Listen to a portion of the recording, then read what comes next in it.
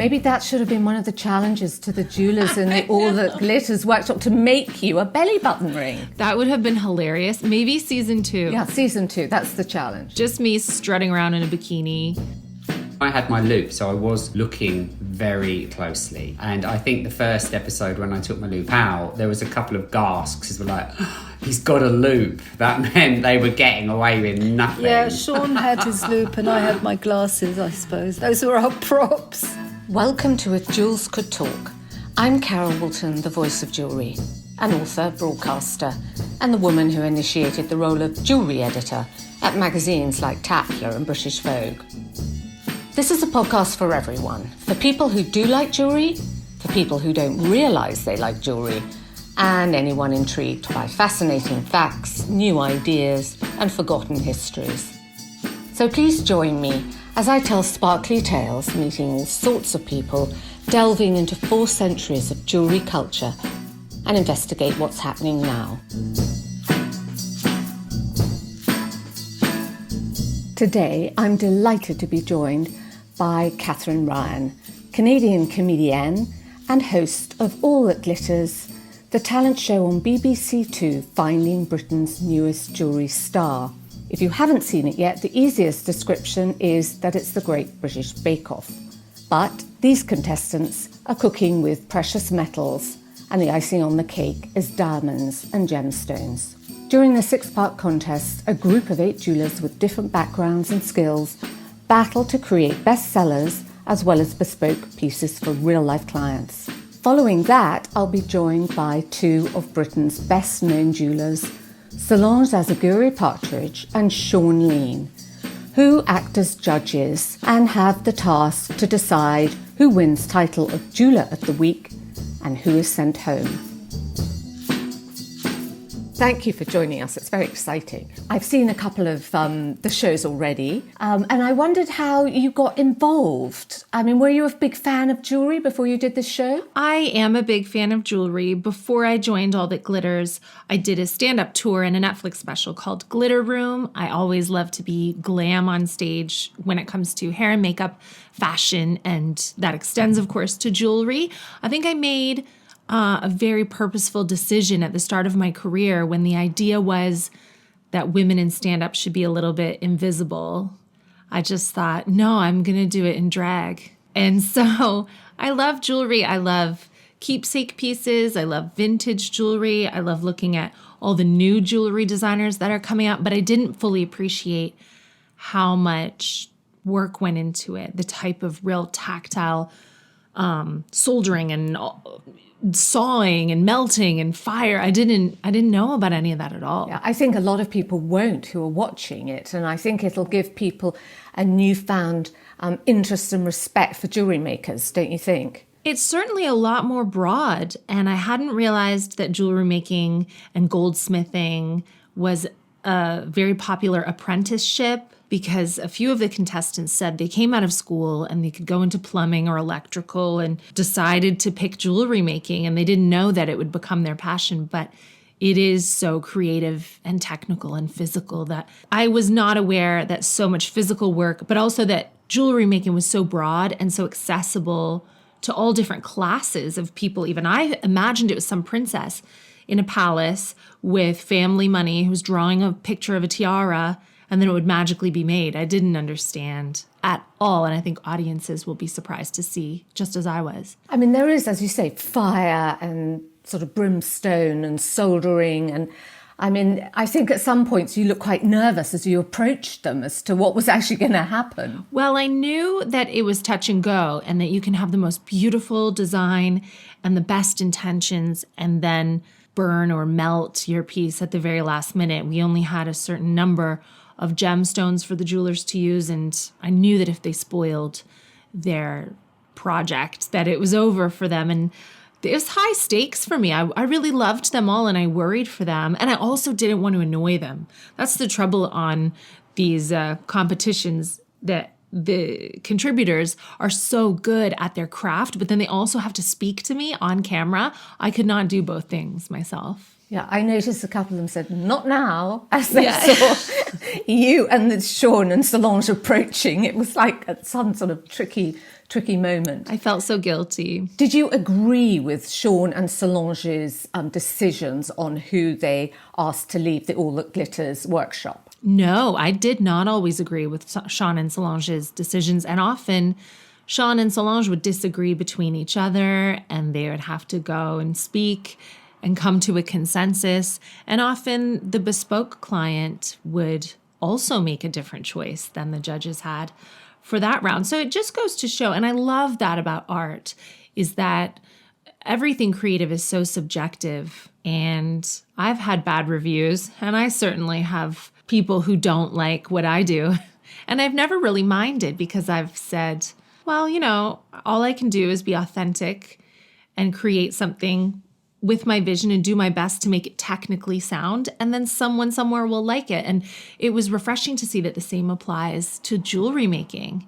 And do you think they've all found any criticism very helpful? I think the judges were really constructive with their criticisms, and they totally understood. We purposely set out a very difficult time frame to achieve these challenges. Even Shaun Leane would say, when I'm working on a piece in my workshop, no one is sat there with a stopwatch. Of course, you want to have a deadline and create your product within a reasonable time frame, but these time frames were for television, so they were a little bit extra hard. So it was like 3 hours to make something that could take, 3 months? Yes. I mean, that's very challenging. It was, and I think that really pushed the jewelers to the limit. And these are not hobbyists. They're all professional jewelers working in the industry, and they wanted to be pushed. I think that type of challenge is exactly what it takes to get to the next level professionally. And I really believe they all stepped up and showcased themselves as being wonderful, regardless of how far they made it in the competition. So did your favorite sneak through and win? I probably had alternating favorites. And I totally admit that I'm not a professional. So just because I liked something, I can't really see the technical element all the time. I don't know the industry well enough to know what would really be a bestseller. So my choices have to be taken with a grain of salt. But certainly someone from my top 3 won. And I think the finalists were all so strong, interchangeably strong at different points throughout the competition. So I would have been very happy with a few winners who made it to the end, yes. And did you have a favourite show, being a glitter girl? Was it the diamond show or working with some other stone or metal? I really like gemstones, and I appreciate that we had to start with precious metals and move up to diamonds and gemstones. But for me, I loved the pearl episode. I love Baroque pearls and the beautiful classical pearls. I've loved to see people like Kate Middleton bring those out into modern fashion. And not that everything Kate Middleton wears and does is super accessible to all of us, but I think we're seeing pearls a lot more, even on the high street, variations of pearl imitations.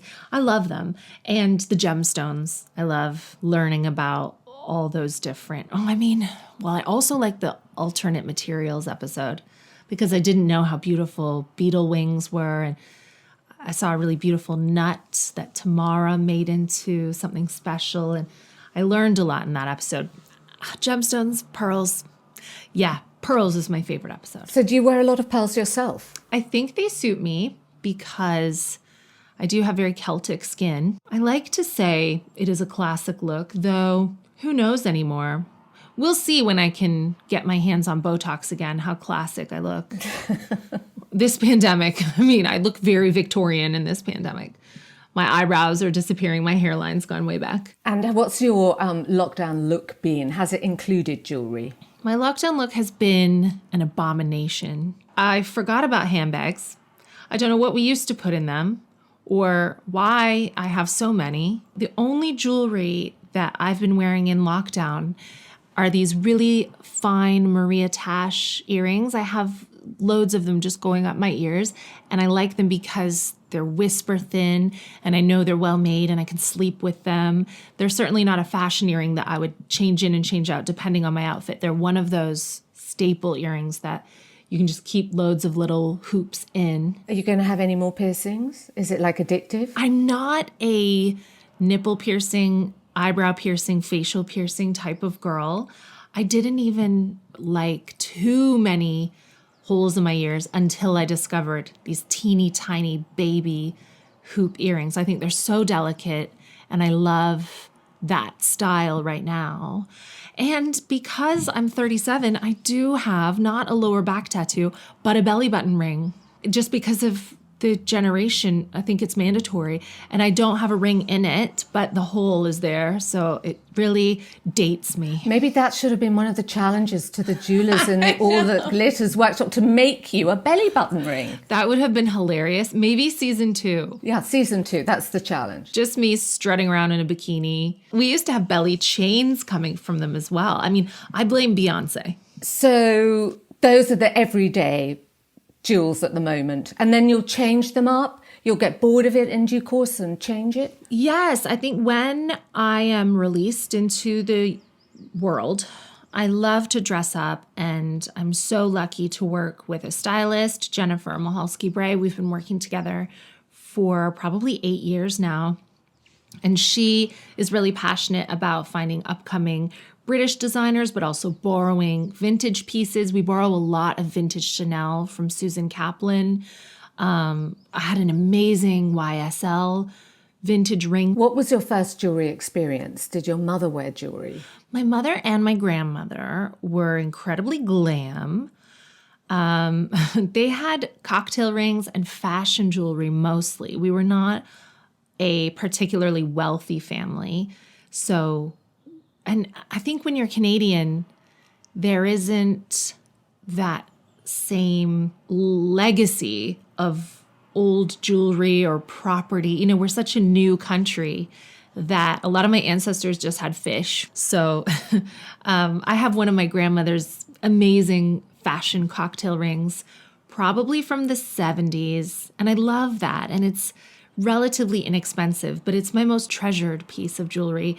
And when I wear it, I remember how glam she was all the time. It was always gold, yellow gold, and diamonds and cocktail jewelry with my grandma. I think she is who I channel a little bit when I go on stage. It's a little bit of that old 50s, 60s glamour with a twist. And that's probably why you like the vintage Chanel, that kind of big costume, very sort of gilt look. I do. I'm like a magpie sometimes. I think it's so beautiful, and it adds intrigue and a bit of shine and sparkle.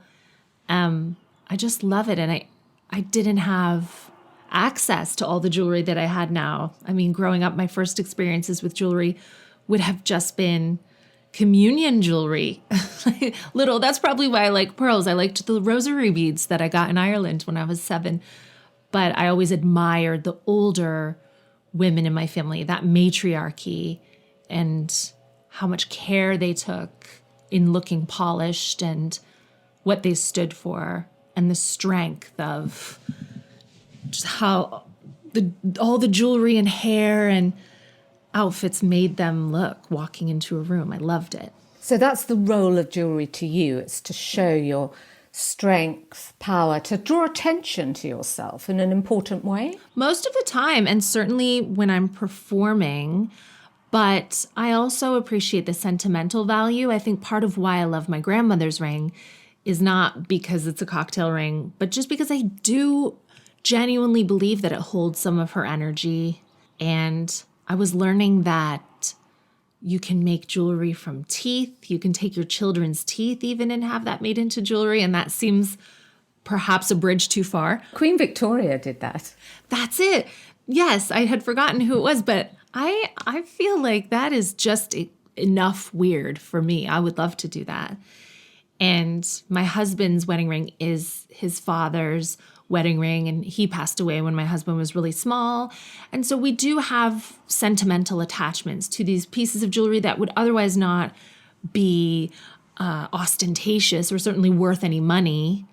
So there are both sides of it. I think jewelry carries a lot of emotion, and it's not just for show. Sometimes it's that secret piece like an heirloom belly ring that I will be passing down to my grandchildren, made of teeth, made of my own teeth. I was interested in the show because it has the sort of premise of a bake-off, doesn't it? And I think people love bake-off because they used to kind of sit there and wait for these slight double entendre puns to come out with a slight saucy, sexy thing. And amazingly, you managed to find a lot in the jewellery world. Yes. I thought that was a respectful nod to Bake Off and the beautiful tradition of double entendres that was started there.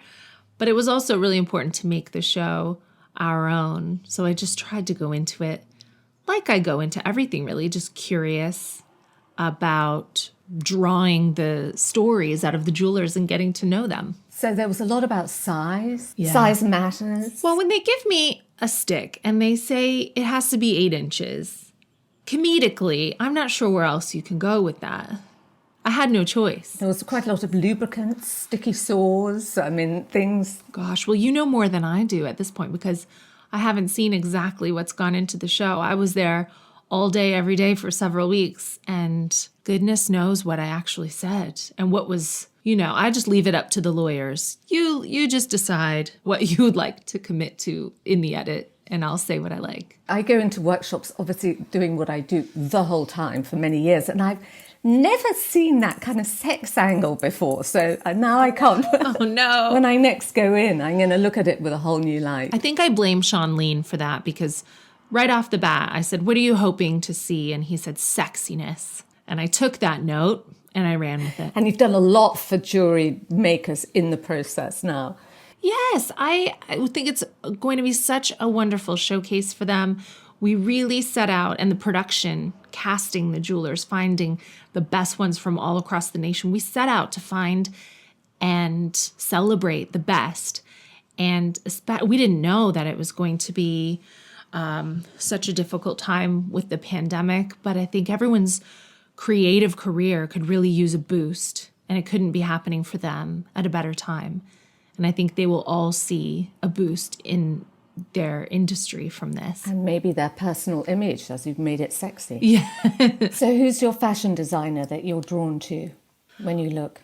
Oh, right now, we love Zandra Rhodes. Love, love, love. She recently celebrated a very special birthday, and she's very kind to us. We get to borrow some of her things. So you have your on-stage look and then your off-stage look. I do, yeah. On stage, I'm a little bit more glittery, I think. That's the Zandra Rhodes moment. It is a Zandra Rhodes moment on stage, yes. But Zandra Rhodes also has, some stripped back jumpsuits and things that I've worn. I'm in the Stand Up to Cancer bake-off next week, and I wore Zandra Rhodes in the bake-off tent. So, you can go day or night with a lot of these amazing designers. I wore a Valentino dress to my wedding, a mint green daytime Valentino dress, because I love Valentino, but it wasn't the Oscars. I was doing a real low-key civil ceremony. So instead of getting a wedding dress, I treated myself to this amazing Valentino. But on stage, I wear sparkling Gucci and, it's been 2 Gucci pieces and a Dolce & Gabbana sequin dress for my last 3 tours. And I have 1 uniform, and I dry clean it and I wear it every day. Or I'll have 2 copies and I'll interchange it every day because then I don't have to think about it. So I have 1 tour outfit for that show, and then I wear that. And I guess post-pandemic, what you really want is an audience. You want to get back on the road? Yes, I feel like comedy is such a conversation, and you can't have a one-sided conversation from the telly all the time. You really need to get out to the cities and the towns and feel the energy. And I also think there's something quite special about any live performance that doesn't exactly translate in when it's recorded and when it's edited. You really need to be in the room to hear all the sexual innuendos that that were on the cutting room floor of all the glitters. So what's the next project? I'm writing my book. It's called The Audacity, and that comes out in September. And what's The Audacity about? It's kind of a memoir. I do think it's quite funny to write a memoir. during the hopefully first half of your life. I don't know. But it is a comedic collection of my experiences and my lessons in more of an earnest, long-form tone than I'm able to communicate on stage. When you're doing stand-up comedy, you have to be quite quick and caustic and spiky. And having done my own podcast this year, I've learned that I love that more earnest, long-form articulation of things. And I think it's a nice way to reach people. And then you're going on tour in September? Yes. Where to? I mean, all throughout the UK, and I'm doing some dates in Europe as well. So we'll be in Wales, and I think we have 4 or 5 different cities in Scotland, and then all around England as well. And then we're going to Helsinki and Copenhagen and Paris. I mean, fingers crossed. It looks like it'll be all right to do those things in September, but I don't know anymore. I hope so. And do you think, having done All That Glitters, will your jewellery choices for the tour change? Will they have changed anything about how you present yourself, the show? I certainly have always been very appreciative of designers. And I think that that appreciation has only grown now that I've had a behind the scenes look at exactly the amount of planning and risk and thought and physical work and designing and redesigning goes into each piece of jewelry. And I've learned that jewelers are very dedicated and emotional, and they aren't just a sultan's daughter in a palace who's drawn something. They aren't. They're apprentices. They're people from right around the corner, all over the UK, and it's a thriving industry. So I have just all the much more respect. And would you think of commissioning jewellery now, having had that experience, instead of just going to buy it off the shelf? I absolutely would, especially when it's a gift for someone else, or even a gift to celebrate yourself, an achievement in your life, or a milestone that you think is special.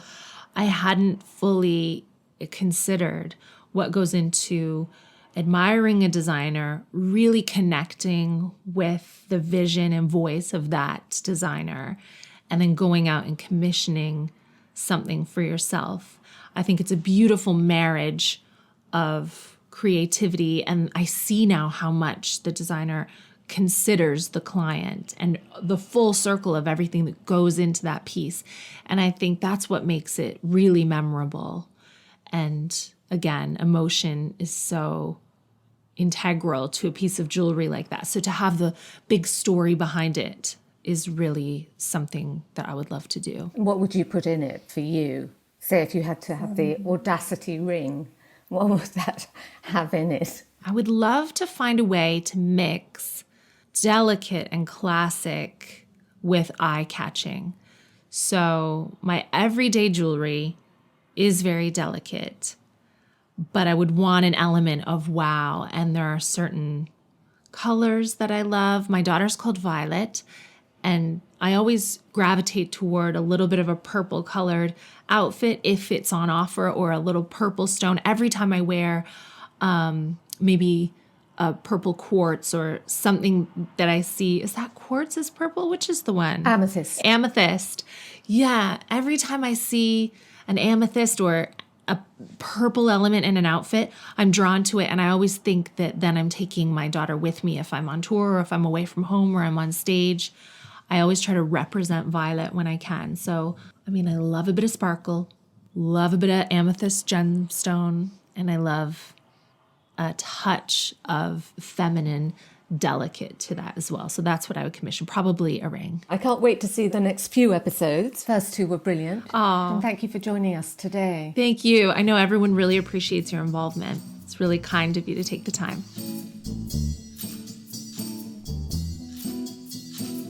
If Katherine provides the wit and comedic edge, Solange and Shaun provide the technical and design expertise. So now let's move over and chat to them to hear their experience of the show, as well as their careers in jewellery. It's interesting, isn't it, Solange, that there hasn't actually been a programme about jewellery before. Why do you think that is? Maybe it's taken this long because jewellery is perceived as something that is luxurious. But in fact, what we've seen and what's very obvious is that jewellery is for everybody. And jewellery is so part of everyone's life from almost the moment they're born. Maybe it's just taken a bit longer. I mean, maybe it's less obvious than decorating a house or cooking, clothes, interiors. Maybe it comes at the bottom of everybody's list. Although I think it's the thing that people really love the most and aspire to having, actually. And did the people entering, Shaun, did they have to be jewellers to a certain standard? Myself and Solange didn't really have a part of the casting audition. Yeah, the casting process, which is good really, because we needed to keep that kind of distance because we were judging them at the end of the day. The jewellers all came from all different stages of their career. Some were apprenticeships, they'd just finished their apprenticeship, some were still training, some were self-made, which was fascinating. Self-taught, should I say. Literally, one of the jewellers taught himself totally online. And some of them had their own practice, their jewellery practice or their own little brand that they'd been building for a few years. But what was lovely, they all had the same passion and the same drive and the fearlessness to push themselves. Because I think for them to enter the programme and sit at the bench and craft a piece of jewellery in 3 to 4 hours under the scrutiny of the judges and the camera crew and be asked questions, and it was remarkable what they achieved, really, don't you think, Solange? Very impressive, and I think they acquitted themselves so well. Yeah, they did. I got the feeling, watching the first 2 episodes, Solange, that you were the toughie. I mean, they kind of trembled when Shaun came and looked in his loop, but actually you were the one doling out the toughest criticism, I think. It was really funny because I really thought I was being diplomatic and gentle and kind, and obviously even my most diplomatic was kind of terrifying everybody. But that's what we're there for. We're there to be honest and truthful, and jewellery is a tough business to be in, and it's very competitive, and we can't kind of pretend. So what were you judging on, Shaun? What were you looking in the pieces they created? I was looking for, first and foremost, good design. In the bespoke, I was looking for them in the design to see whether they had listened to the brief or they had touched to the client and picked up all the emotions or the memories of the client. Then I was obviously looking at execution. I was looking at how well it was made. I had to take into consideration their level of skill, but also I had to be aware that this piece needed to sell. And I wanted to see that they had evolved as well. Every week they evolved more, and if they were being experimental with their techniques and if they were pushing themselves. And some of them did, actually. Some of them really pushed themselves and did things they'd never done before on the programme as well. And some were rewarded for that because some of them succeeded, some didn't. But yeah, for me it was a combination of design and execution. And I had my loop, so I was looking very, very closely. And I think the first episode when I took my loop out, there was a couple of gasps as well, he's got a loop. That meant they were getting away with nothing. Yeah, Shaun had his loop and I had my glasses, I suppose. Those were our props. And what were you judging on, Solange? Well, it's pretty much the same as Shaun. Pieces needed to have some design integrity. They needed to be well made, but I really wanted to find somebody or see somebody who had their own special spark and distinction, somebody who just kind of stood out from them. And I definitely had my favourite. Did your favourite win? I can't say, can I? Yeah, Shaun had his favourite as well. Yes, I suppose I had a few favourites. In the beginning, I saw a strength in some of them, like they'd fallen down but brushed themselves down and got up again and carried on and learned by their mistakes. And that, for me, is a good goldsmith or silversmith. So now anyone who hasn't been in a workshop, they might be surprised by the level of danger, that there's fire, molten metal, saws, dangerous implements. And I think you really get a sense of that in the All That Glitters workshop. When you both with Katherine were going up to talk to them, it could be at this crucial moment when they were doing something incredibly dangerous. Yeah, it was kind of deliberate, I think. It was all part of the pressure. And I think that's what makes it very attractive to watch, seeing the flames and seeing the hammers and seeing the kind of visceral techniques that go into making a piece of jewellery. It doesn't just kind of appear. Yeah, I think it's been a mystery. It's a mystery to a lot of people how jewellery is made. So they'll have a new sense of appreciation for the jewellery that they buy. Do you think Katherine was surprised by the whole process? Yeah, I think she was. I think she was so lovely to work with. Like anybody, I think jewellery touches all our lives. Everyone owns a piece of jewellery, but they don't stop to think about how it was made. Or it's interesting because a friend of mine works on the Antiques Roadshow, and the camera crew that were with us on All That Glitters filmed the Antiques Roadshow directly after us. And as they were filming some jewellery on the show, they were talking to the expert saying, I'm enjoying this now. And she said, why? And he said, because I know how that's made. And he'd been filming the Antiques Roadshow for 15 years. And she said, you're only enjoying it now? And he said, yeah, because I was on this great programme before. And they showed us how everything was made. Instead of just filming the jewellery, even the cameramen were interested. It's a fascinating process because these tiny little sculptures, so delicate and small, but yet so robust and strong and stand the test of time, if designed and made well. There's so much goes into them. So I think Katherine was. I think everybody was. And what was your favourite episode, Solange? Was it working with the diamonds or alternative materials? They all had their challenges. I mean, alternative materials was interesting because you didn't know what they were going to do. The engagement ring and the cocktail ring, they all had their challenges. And then the bespoke challenges were also different, but they all had very strong emotions behind them. So I think they were designed to bring a tear to the eye every time. Shaun, did you have a favourite one?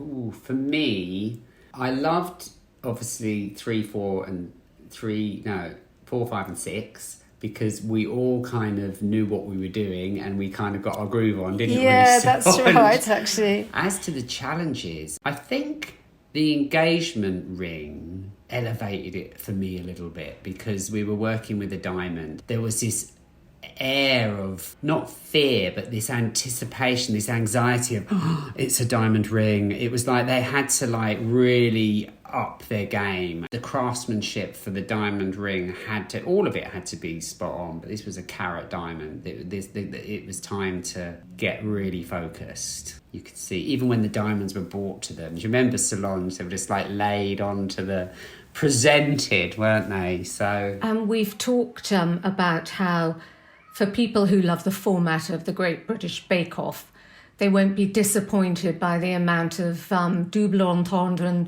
and saucy puns that Katherine's managed to find in All That Glitters workshop. Yeah, she was good. She was very good. She definitely diffused the tension and made us all laugh. So do you have all those kind of saucy puns in your workshop? We do. I mean, it's a workshop. I think you get all those saucy puns in all sorts of workshops, whether it's a mechanics or whether it's a jewellery workshop. I've grown up with it. When I was 15, I was first on the bench in Hatton Garden, and I grew up with all those puns. And what about size and all of that kind of thing? All right, Carol. Carol's fishing for a saucy pun now. I can feel it. Give us your best saucy pun, Shaun. We'll have to wait till we're in the bar, Carol, I think. We'll have to wait till June the 21st. But but we've all grown up with those saucy. And what was funny was obviously Katherine being quite naughty herself. It didn't take long before me and her would be standing on the side playing with the triplets and all the different objects in the jewellery workshop, making very saucy pun gestures, I suppose. Do you know what? It's so funny. When they do edits, obviously, they're taking a snapshot of a conversation. But, Katherine's asked me, what do I want to see in the jewellery? And obviously I'm saying great design, beautifully executed. I want to see their handwriting, that the jeweller has put their stamp on it. And let's see some sexiness. It was the last part of a conversation. I suppose for me, when I design jewellery in my mind, when I was a kid, I saw my aunts and everyone going out, and there was the 70s, and they all looked fabulous. They just looked brilliant, and all the jewellery they had on, and they just had the whole look going on. So when I'm designing, I think about designing for a woman that's energetic and confident but empowered, but most of all feels sexy, you know. But jewellery is, after all, a body adornment. We wear it for personal reasons, for moments and memories, but we also wear it for attraction. It sort of also highlights particular Parts of zones, erogenous zones of the body that people want highlighted, their best parts. So people, you know, like for me, a drop earring is not about decorating the ear. Let's be honest, the ear is not one of the most beautiful parts of the body. The drop earring is drawing the eye to the neck, which is one of the most beautiful parts of a woman, or parts of anybody, I think. And that's sexy, do you know what I mean? It's like, it's a highlight. I want to know, when you talk to them all at the end, and sort of imagining there are quite a lot of would-be jewellery makers out there listening, what's your one important piece of advice, each of you, that you'd give to a would-be jewellery maker? My advice would be, well, 3 things actually. I would, first and foremost, with the skill of goldsmithing, be patient. It doesn't come overnight. Learn your skill, because your skill will be the foundation for all the ideas that you want to express on your journey. So learn your skill well, learn it classically, and then you can adapt it to whatever shape or form that you choose. Design-wise, I would always say to a designer maker, in your early days, you will come across a silhouette or a shape or a form or a colour or something. And when you do, and that object or silhouette or shape or colour gives you goosebumps, that is your core. Never forget it. Embrace it and carry it with you, and apply it to every design or every form or new collection that you have. Make sure that handwriting is in everything. And if it is, you always stay on the path and you have a sense of longevity. And then third, I would suggest a small business course. I'm a creative, and I have the capability to design everything and make everything. Not thinking about the bottom line or the cash flow or the stock holding or all those important things that keeps a business going. Do a small little business course just to help guide you along, because I don't know for other creatives, but for me, I can just design everything and want everything. It's all a great idea, and before I know it, I've spent all my budget. So business management is important when you are dealing with such beautiful materials as we do in jewellery that are costly. Good advice. Yeah. And you, Solange? You really, really do need to have your own special voice and your own signature, because otherwise you're going to be drowned out by everybody else out there. And you have to have faith in yourself and self-belief. That's hard to come by, actually. That takes a long time. But, if within yourself you can believe in yourself, then I think that's really important. And last question, I want to know, what are the big jewellery trends we're going to see this year? Well, I don't know. I'd be asking you that question, Carol. Usually you would.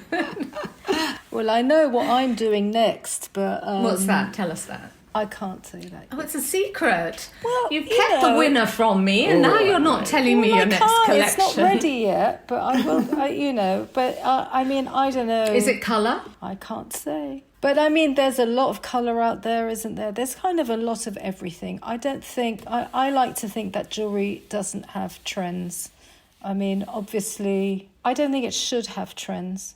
It does, I suppose. There's kind of zeitgeists for rainbow jewellery maybe at the moment, but I do think that jewellery should transcend all of that, because hopefully you will have it forever, It's But it does speak about the time you live in. It does. And I do think that what we're living through will emerge in some form through design. Well, there's also the trend for sustainable, ethical, and we're living through that kind of a time now as well, aren't we? So yeah, all of that, definitely. Shaun, can you give me a glimpse of what you've got coming up? I've got 4 collections coming up this year, and they are in very much the aesthetic of my work, you know, romantically organic and natural reference and all of those elements, but more so there is a very personal touch to the collections this year. I think there's a deeper sentimentality to the work I'm producing this year, where there's a personal touch to the pieces, where they're kind of accessible, bespoke. And I think coming through what we've come through, a lot of people are reaching out for jewellery that actually says something about them or how they're feeling or what they're hoping for. And that's coming through me, and I'm portraying it into my jewellery. So I don't know, I think we may go through a phase of sentiment, maybe, with the jewellery that we might see coming up through many different jewellers, because maybe it's a zeitgeist, that's how people are feeling. Not sure. That's how I'm feeling, but we'll see. And will we see you both in the All That Glitters workshop for a second series? Fingers crossed. Who knows? Well, I urge everyone to watch, because it's a good show, and it's incredible how they get that tension going in what can be quite a sort of solitary occupation. It is actually quite unified in the workshop and exciting. Good. I'm really glad you liked it, Carol. It's really good to hear. And thank you for coming and joining us today. Thank you, Solange. Thank you, Carol. Thank you, Shaun. Thank you, Carol. And Solange, it was lovely to see you, my dear, and lovely to see you, Carol.